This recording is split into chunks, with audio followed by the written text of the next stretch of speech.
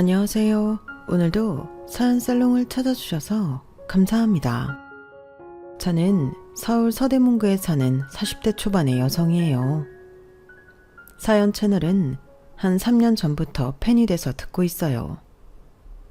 이혼하게 된 이야기들을 들으며 화내고 웃고 그러면서 힐링도 되고 스트레스도 풀었죠.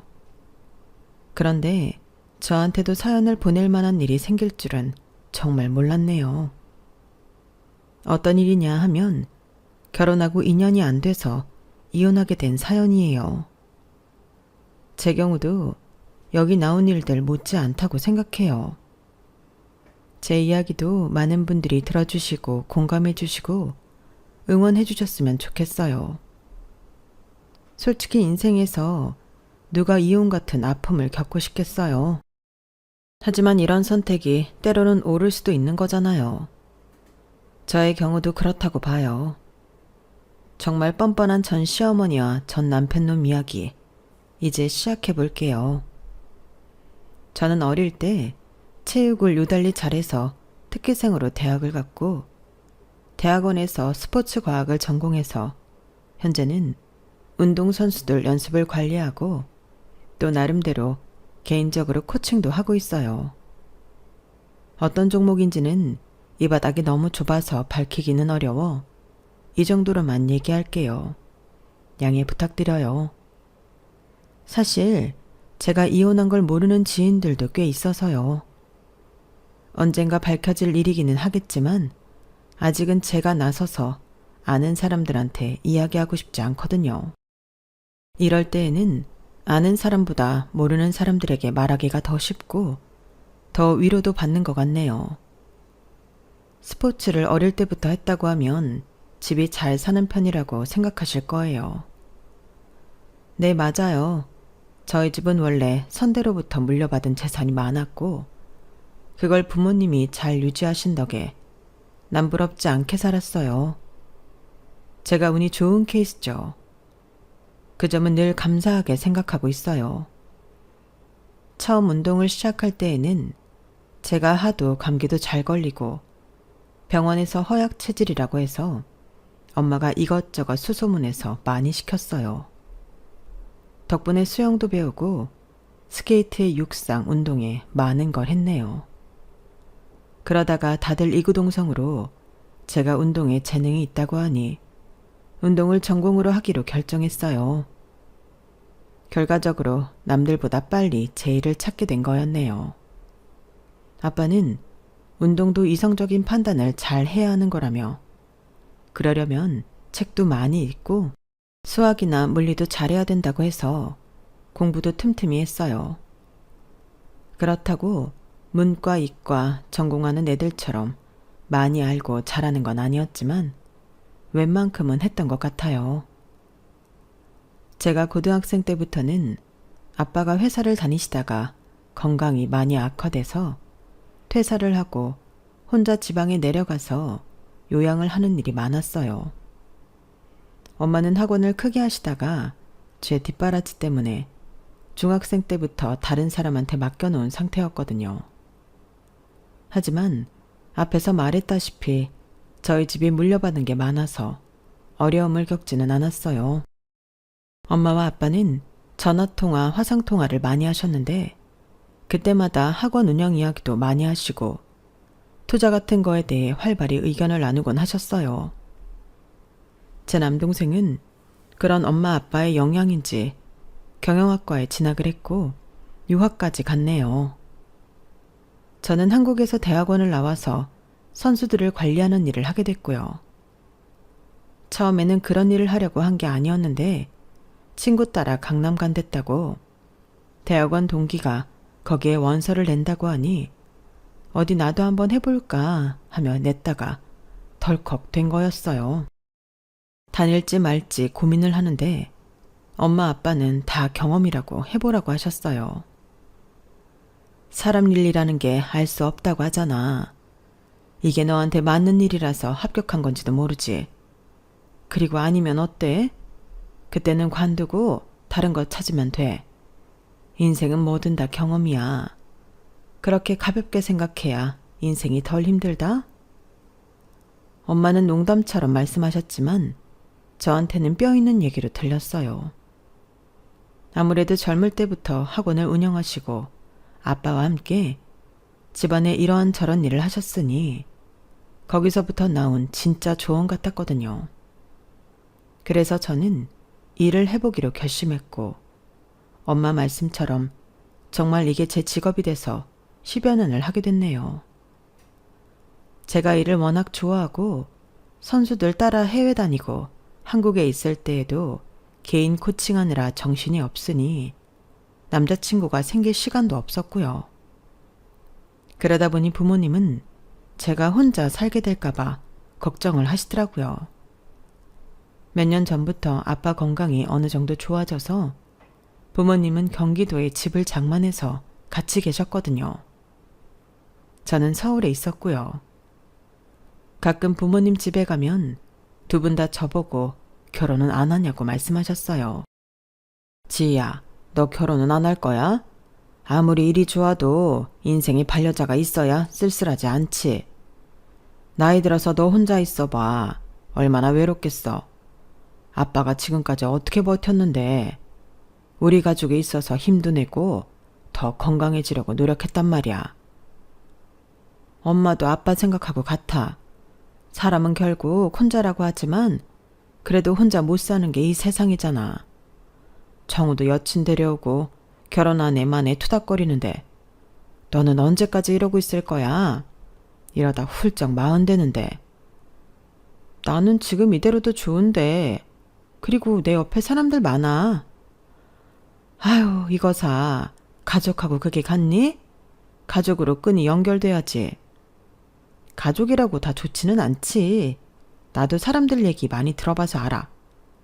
어쩌면 우리 집이 평범한 게 아니고 특이한 걸지도 몰라. 어쩜 그렇게 가족이 원수인 사람들이 많은지. 너 어디서 그런 말만 들어? 안 돼. 그런 사람들 만나지 말고 얼른 남자친구부터 만들어.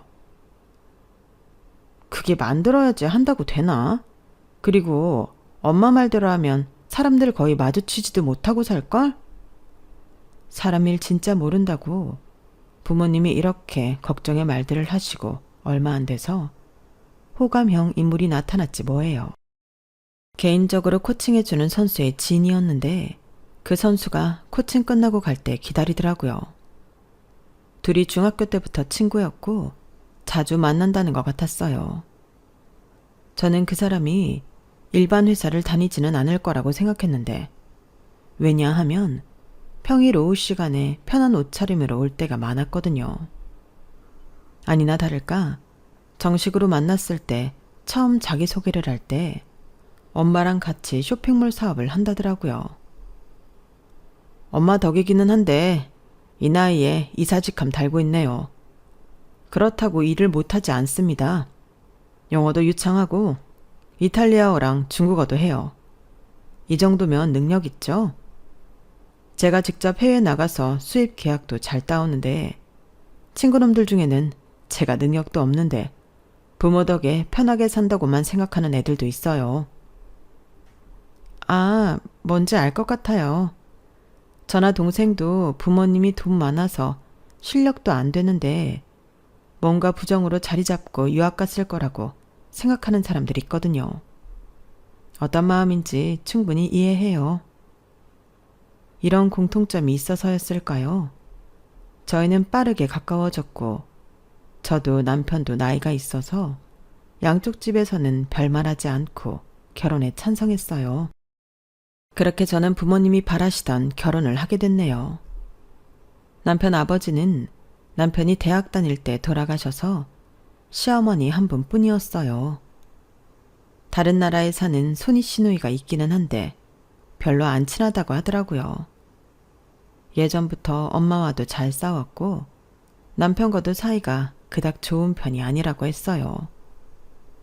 그래서인지 시누이는 외국인 남편과 결혼식만 참석하고 그 후 간다 온다 말도 없이 가버렸더라고요.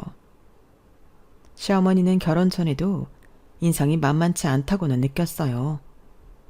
사업을 하려면 저래야 되겠지라고 좋게 생각했었는데 결혼하고 나서 보니 그 인상값을 하더라고요. 초반에 제 길을 꺾으려고 어찌나 용을 쓰던지요. 그런데 저도 운동을 한 사람이잖아요. 선수 생활까지 한 사람들이 그렇게 기가 약하지 않거든요. 저를 두 눈 부릅뜨고 노려보거나 제가 말을 해도 대답도 않는 것 정도는 아무렇지도 않았어요. 진짜 그러든지 말든지 흘려버렸죠. 신혼여행 후 처음 시댁에 갔다 오자 남편이 이러더라고요.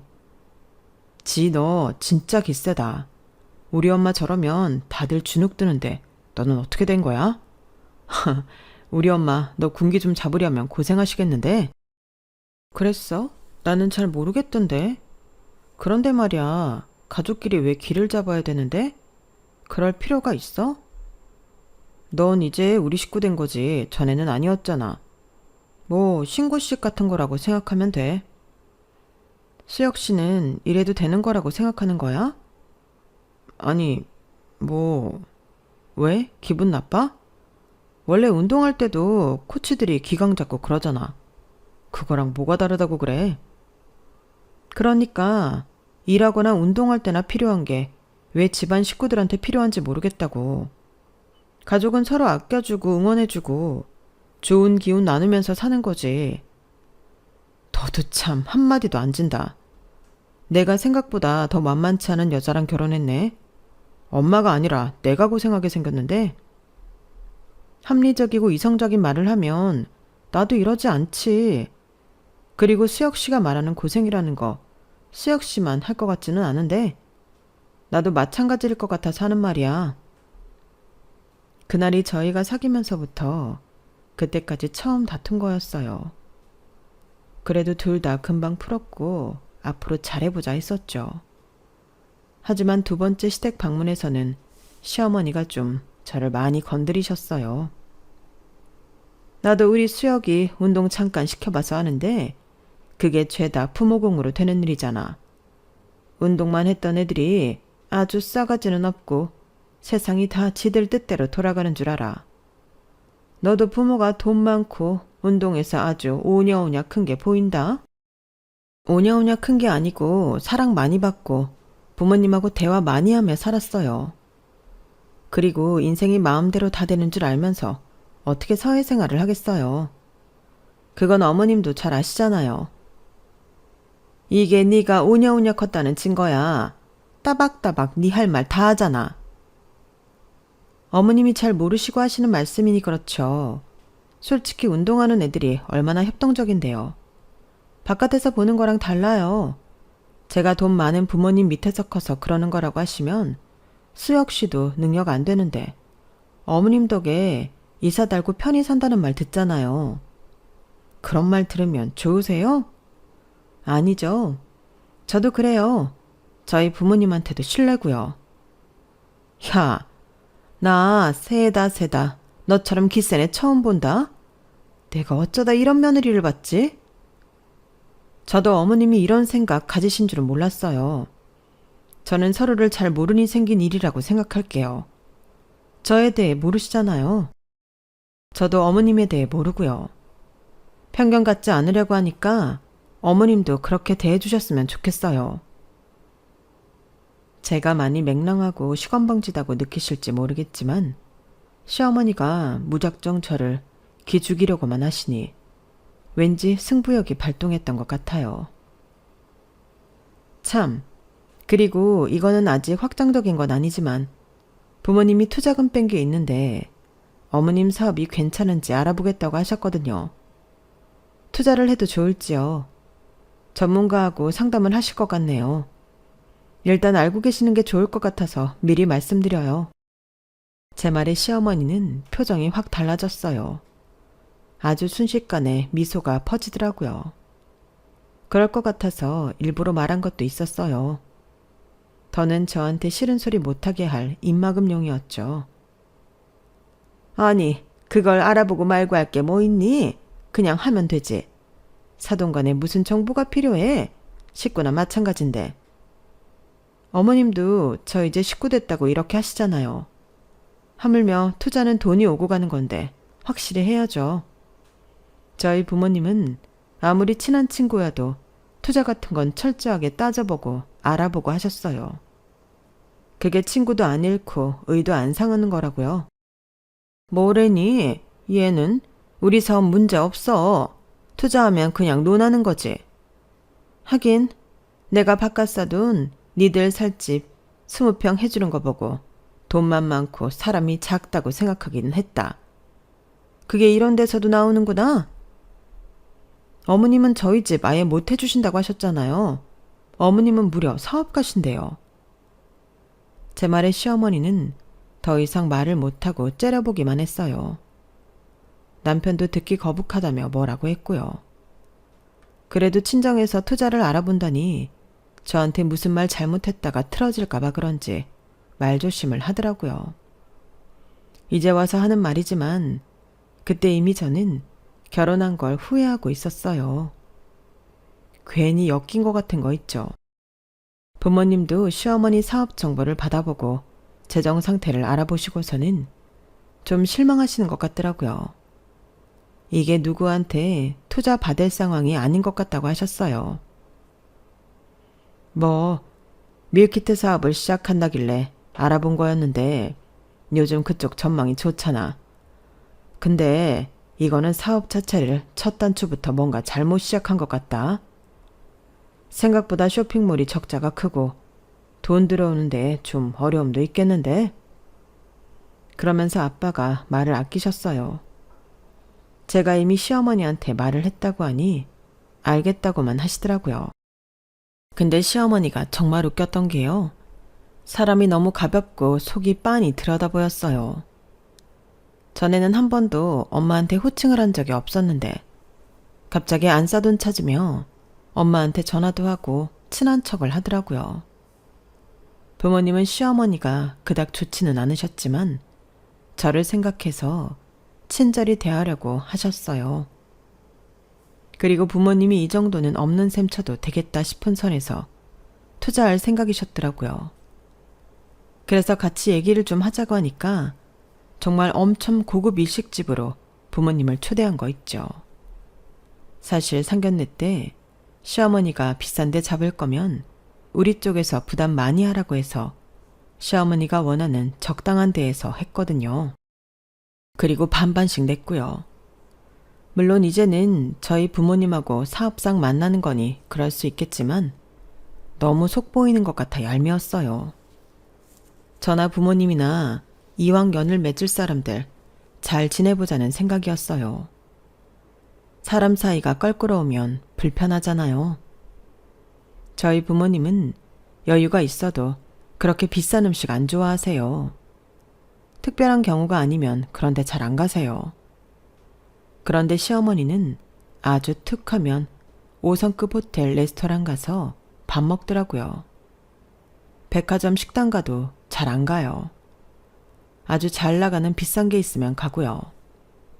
뭐 그런 것까지 제가 말을 할 수는 없었죠. 평생 그렇게 살아왔고 그게 당연한 줄 알고 살았을 텐데요. 저희랑 가풍이 다른 거니까 그런가 보다 하고 넘어갔어요. 아무튼 그날 부모님은 식사를 하며 밀키트 사업을 전면 개선하면 얼마 정도 투자를 할 수 있다고 말씀하셨대요. 투자도 투자인데 부모님은 저를 생각하셔서 그러셨더라고요. 뭔가 이 집 분위기가 이대로면 저를 제대로 대접해주지 않을 것 같은 게 보였다고. 나중에 그렇게 말씀하셨어요. 시어머니는 그렇게 하겠다고 철석같이 약속을 하고 그 자리에서 각서도 썼고 저희 부모님과 동행한 변호사분한테 공증까지 받았다고 해요. 그렇게까지 했건만 시어머니한테 약속은 말뿐인 거였고 자기 하고 싶은 대로 했더라고요. 저도 부모님도 모르고 있었죠. 그런데 남편이 석 달째 공동생활 통장에 돈을 넣지 않았어요. 한두 달은 그냥 넘어갔는데 말을 안 하고 있으면 이대로 생활비를 넣지 않을 것 같아 얘기를 했죠. 그랬더니 생각도 못한 말을 하는 거였어요. 우리 밀키트 사업하는 거에 돈이 꽤 들어가. 엄마가 생전 처음 집담보 대출까지 썼잖아. 그러고도 돈이 부족하다고 하셔서 내가 요즘 엄마 생활비 대주고 있어. 조금만 참아. 사업만 안정되면 곧 예전처럼 돌아갈 거니까. 얼마나 안 좋은데 그래? 부모님 말씀으로는 제안한 그대로 개선하면 별 문제 없을 거라고 했는데? 야, 일이라는 게 늘 예상대로만 되냐? 너는 그래? 아니잖아. 사업은 더 해요. 네가 잘 몰라서 그렇지. 아무튼 그런 줄 알고 있어. 저야 잘 모르니까 그저 듣고만 있었어요. 엄마나 아빠한테 전화해서 물어볼까 싶었지만 어째 선뜻 그렇게 안 되더라고요. 저도 모르게 무의식 중에 뭔가 일이 잘못 돌아가고 있다고 감지했던 것 같아요. 어머니나 남편이나 회사가 자금 사정이 안 좋다는데도 늘 가는 데는 비싼 레스토랑이고 꼭 5성급 호텔에서 묵고 하는 게 저는 좀 이상하더라고요. 워낙 그런 게 몸에 배서 그런가 싶기도 했고 아니면 그런 데에 쓸 돈은 되나 하는 생각도 했어요. 하지만 그럴 거면 남편한테 생활비를 탔으면 안 되는 거잖아요. 앞뒤가 맞지 않더라고요. 그런데 얼마 안 돼서 시어머니가 전화가 왔어요. 여느 때와는 다르게 아주 상냥한 목소리로 저한테 며느라기라고 하는데 너무 어색하더군요. 우리 며느리 밥을 잘 챙겨 먹었어? 어디 아픈 데는 없고? 네, 저 다 괜찮아요, 어머니. 그거 걱정되셨어요? 예, 오늘 우리 같이 쇼핑하지 않을래? 차도 마시고. 아, 죄송해요, 어머니. 오늘은 제가 일 끝나고 선약이 있어요. 미루기 어려워요. 그럼 내가 지금 말하는 수밖에 없겠다. 너 돈 좀 있지? 나 당분간 쓸 수 있을까? 생활비 수혁 씨가 안 보냈어요. 생활비 보낸다고 이번 달도 저희 생활비는 안 줬는데요. 내가 그깟 생활비 때문에 너한테 돈 얘기를 하겠어? 한 1억만 어떻게 안 될까? 급한 불 좀 끄게. 그런 큰 돈을 제가 움직이기는 쉽지 않은데요. 수혁이한테 말 안 하면 되지. 어차피 네 돈 아니니. 네 돈 네가 쓰는 건데 뭐라고 할 거 있어? 근데 어머니 혹시 저한테 돈 있는 거 수혁 씨한테 들은 적 있으세요? 제가 딱 그만큼 따로 둔 통장이 있거든요. 어? 아니야. 걔가 그런 말을 나한테 못하러 해. 돈 있다니 다행이다. 얼른 좀 보내다호. 근데 이거는 제 신상에 무슨 일 생겼을 때 쓰려고 한 돈이라서요. 아우, 참 빡빡하게 군다. 누구 없는 돈 가졌어? 그래서 준다는 거야, 만다는 거야? 제가 돈 주는 게 망설여지는 건 당연한 거 아닌가요? 솔직히 시어머니라고 그 돈을 갚을지 말지도 모르는데요. 저한테 1억 통장이 있다는 건 신혼여행 가서 남편한테 얘기했었어요. 이건 제가 사회인이 됐을 때 지금은 돌아가신 할머니가 제가 정말 위기 상황이 되면 쓰라고 따로 주신 거였어요. 그 돈을 쓸 일은 한 번도 없었고요. 그 사이 이자도 좀 붙기는 했었죠.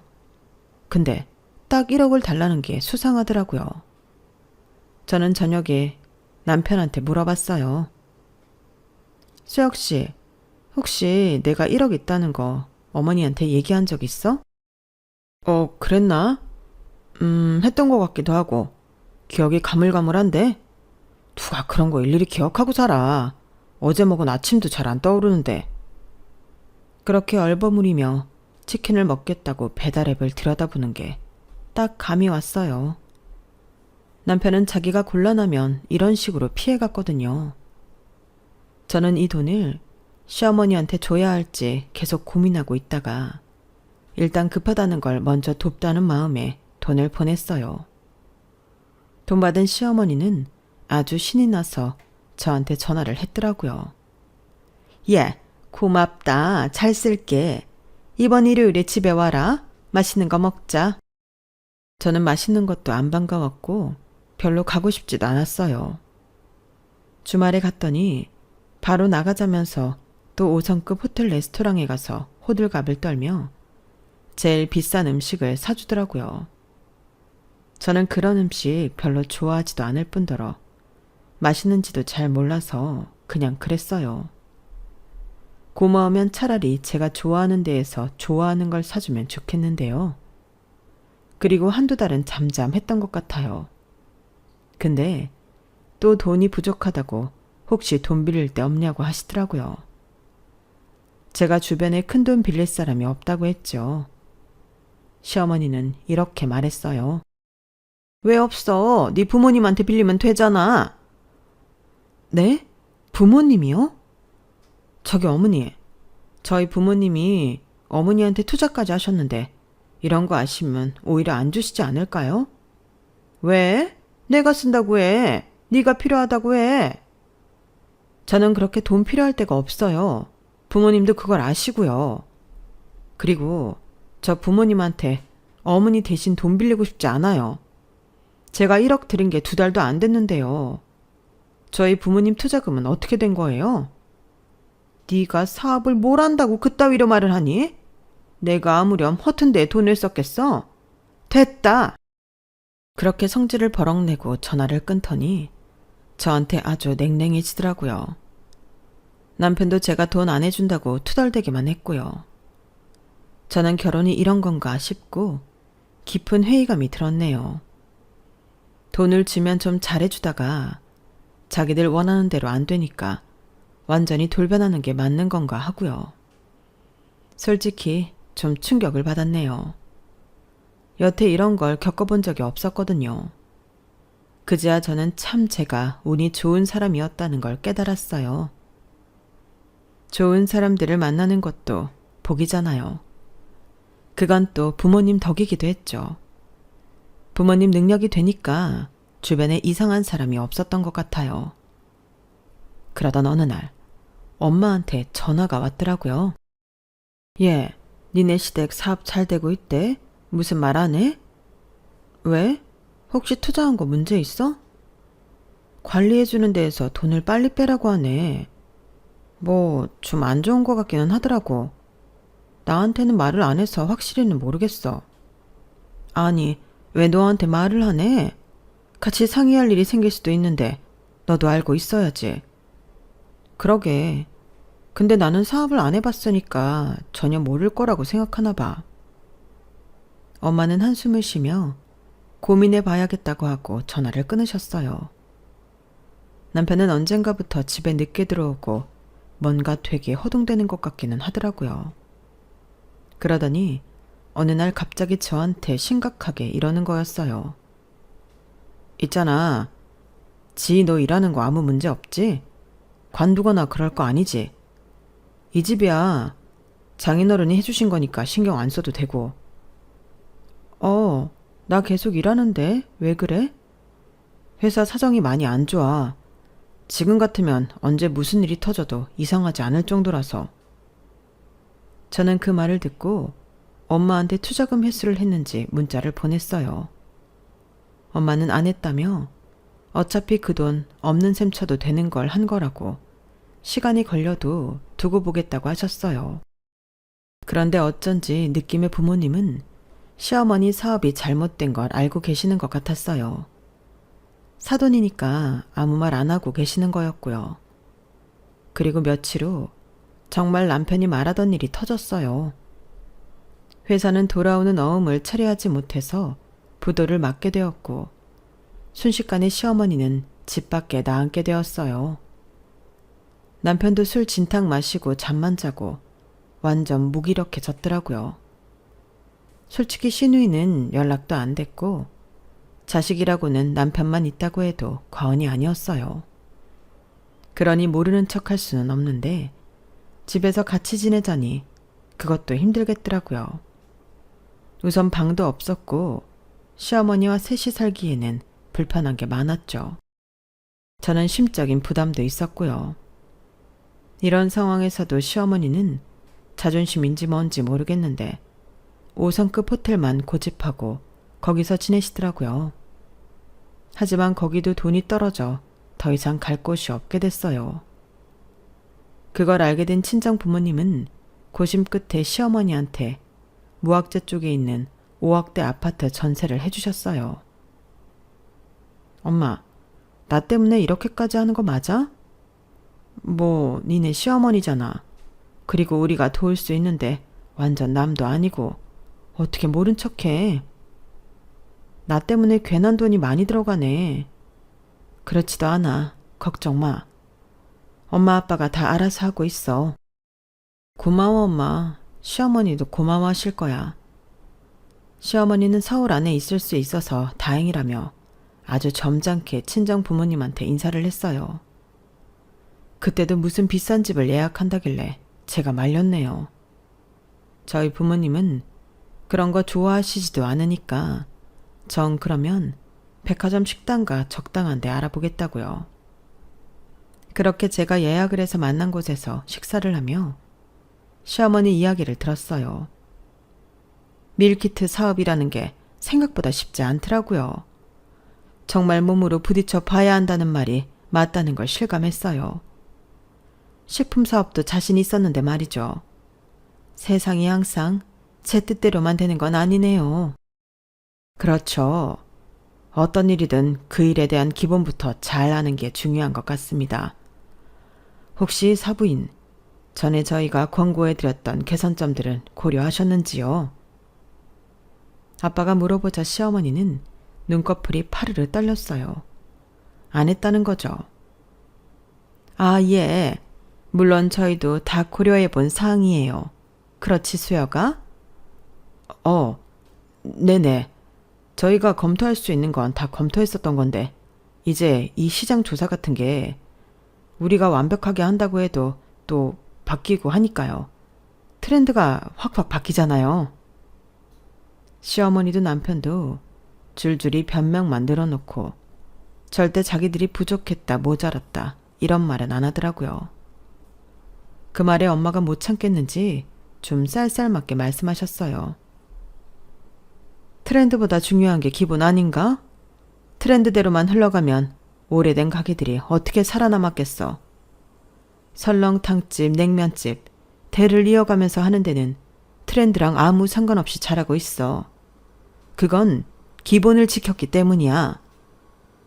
엄마가 마음먹고 한 말에 시어머니랑 남편은 더는 아무 말도 하지 못하더라고요. 내심 속이 시원하더라고요. 그렇게 식사를 마치고 나오는 길에 엄마는 남편한테 한마디 더 했어요. 자네 어머니한테 신경 써야 하는 건 잘 알고 있지만 어머니 괜찮으실 거야. 회사 돈이 없는 거지. 어머니 개인 돈은 있을 거 아닌가. 우리 지희한테 소홀하지 않았으면 좋겠어. 네 어머니, 제가 더 잘해야죠. 아무튼 감사합니다. 들어가세요. 남편은 엄마 말을 듣고 쓴웃음을 지으며 설렁설렁 인사를 하더라고요. 기분 나쁘다는 표시였어요. 남편은 그날 집에 와서 저한테 말 한마디 안 하고 아예 같이 있으려고도 안 하더라고요.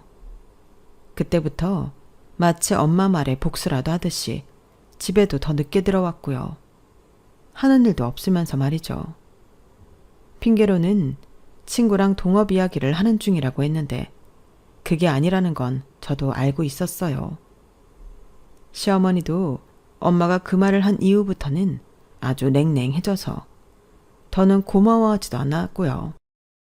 저한테 당연하다는 듯이 자기 집에 생필품 주문하라고 목록까지 문자로 남겼고요.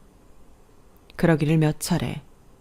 더는 이대로 안 되겠다 싶어 시어머니랑 단판을 지으러 갔어요. 분명 자기 돈은 있는데 그걸 쥐고 안내해 놓으려고 하는 게 너무 열받더라고요. 제가 먼저 간다고 연락을 하면 오지 말라고 하거나 뭔 꼼수를 부릴지 몰라서 말없이 찾아갔네요.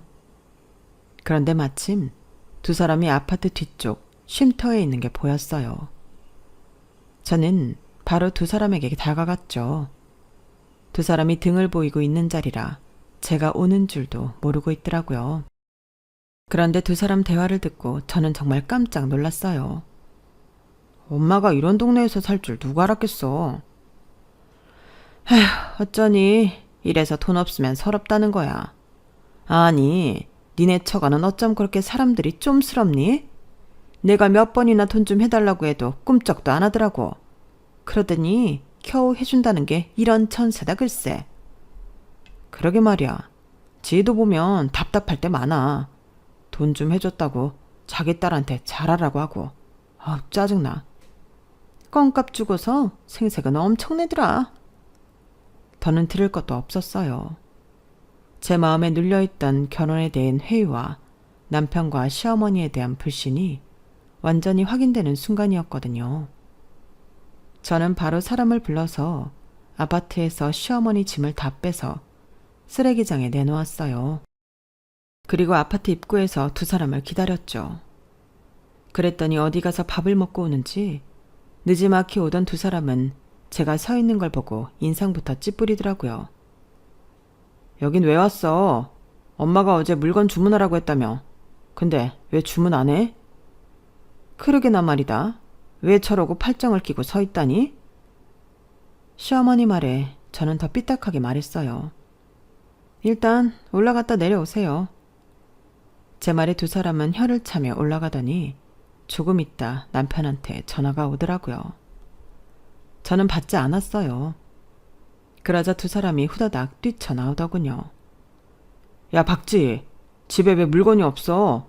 엄마 가방 하나랑 당장 쓸 것 빼고 다 없어졌어. 어떻게 된 거야? 네가 뭐 한 거냐? 그래? 그래서 올라갔다 내려오라고 한 거야? 나 당신 아들하고 안 살아. 이혼할 거라고. 두 사람은 입을 딱 벌리고 놀라서 저를 쳐다봤어요. 우리 부모님이 해준 이 아파트가 껌값이라고요? 그럼 그 껌값 갚으시면 되겠네요. 여기 내가 나간다고 부동산에도 주인한테도 말해놨으니까 그런 줄 아세요. 어머니, 저희 부모님 투자금하고 저한테 가져간 1억하고 있는 대로 빨리 갚으세요. 그리고 제가 집으로 가자 남편이 헐레벌떡 쫓아왔어요. 야, 왜 이래? 말로 해, 말로. 나 말로 했어. 내가 무슨 폭력 썼어? 손발 썼어. 말로 했잖아. 그러니까 알아들으라고. 나 너한테도 니네 엄마한테도 질릴 대로 질렸어. 두 사람 병이야. 남들 눈이 중요해서 비싼데 고급인데 아니면 못 가는 병. 난 너 만나기 전까지는 이런 사람들이 진짜 있는지도 몰랐거든. 그래서 내 인생 다시 제 궤도로 돌려놓고 싶어. 더 이상 긴 말 안 할 테니까 그런 줄 알아. 알아들었을 거 아냐. 저는 신혼집 비번도 바꿔버리고 친정으로 가서 저한테 있었던 일들을 소상히 말했어요. 엄마는 그럴 줄 알았다며 속상해 하셨고 아빠는 아무 말씀 없으셨어요. 그러더니 한참 후 이렇게 말씀하셨어요. 투자금 받는 건 내가 알아서 할 테니 너는 1억하고 모두 다 해서 이혼소송 준비해라. 아빠도 결심을 하신 것 같더라고요. 그제야 시어머니는 저희 엄마 아빠를 찾아와 싹싹 빌고 저한테 큰 신뢰를 했다고 했지만 저희는 들어주지 않았어요. 아줌마 딸이 왜 절연을 했을까 궁금했는데 이제는 너무 잘 알겠어요. 정신이 제대로 박혀 있으니까 안 만나고 사는 거죠. 더는 아줌마랑 아줌마 아들 같은 사람하고 엮여서 인생 꼬이고 싶지 않거든요. 그러니까 이만 가주세요. 예, 그러지 말고 며느라. 너 이런 애 아니잖아. 한 번만 더 기회를 타오. 제가 왜 아줌마 며느리예요. 그리고 기회를 드렸었잖아요. 이제 아니에요. 자꾸 이러시면 경비실 연락합니다. 그렇게 할까요? 경찰 부를까요? 제가 이렇게 협박을 하고서야 시어머니는 돌아갔고 더는 찾아오지 않았어요. 남편은 처음엔 잘못했다고 싹싹 비는 신용을 하더니 나중에는 문자로 욕을 퍼붓고 찾아와서도 난동을 부리더라고요. 그래서 경찰에 신고를 했고 접근 금지 명령 신청까지 했어요. 그랬더니 자기 인생에 빨간 줄 긋지 말아달라고 또 애원을 하더군요. 하지만 저는 그대로 밀어붙였어요. 나중에라도 또 찾아와서 난리치면 어떡해요. 이혼하고도 가만히 있지 않을 수 있잖아요. 그렇게 저는 이혼을 하게 됐고 여전히 제가 좋아하는 일을 하며 살고 있네요.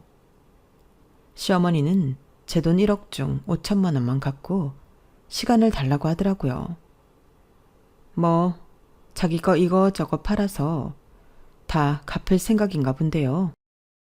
분명 지금도 자기 먹고 살 건 있을 거예요. 절대 손해볼 짓을 안 할 사람이라서요. 그렇게 빚도 정리한 것 같던데 부모님 투자금은 소송 때문이라도 돌려드렸더군요. 남은 위자료와 다른 돈 문제는 그건 남편이 한 달에 얼마씩 갚기로 각서를 썼다고 해요. 여전히 약간의 금전 문제가 남아있지만 그래도 인간적으로는 매듭을 짓게 돼서 정말 다행인 것 같아요.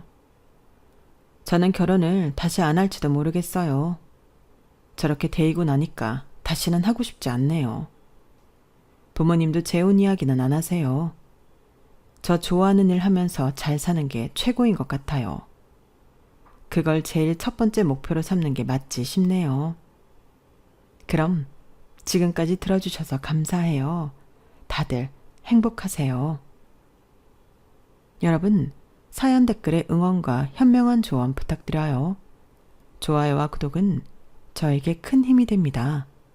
오늘도 좋은 일 가득하세요.